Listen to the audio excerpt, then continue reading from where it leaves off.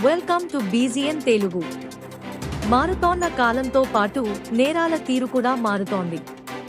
పెరిగిన టెక్నాలజీతో పాటు నేరాలు కూడా పెరుగుతున్నాయి. ముఖ్యంగా టెక్నాలజీని ఉపయోగించుకుని సైబర్ నేరగాళ్లు ఓ రేంజ్లో రెచ్చిపోతున్నారు. రకరకాల మార్గాల్లో ప్రజలను దోచుకుంటున్నారు కేటుగాళ్లు. ఫిషింగ్ మెసేజ్లు, స్పామ్ మెసేజ్లతో బురిడి కొట్టిస్తున్న స్కామర్లు తాజాగా కొత్త మార్గాన్ని ఎంచుకున్నారు.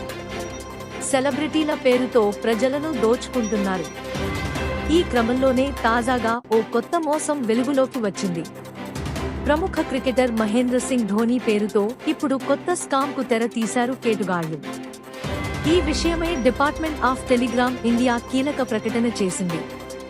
ట్విట్టర్ వేదికగా ఈ విషయమై క్లారిటీ ఇచ్చే ప్రయత్నం చేసింది. అదేంటంటే, మహేంద్ర సింగ్ ధోనీ ఫోటోతో కూడిన ఓ మెసేజ్ను పంపిస్తున్నారు కేటుగాళ్లు.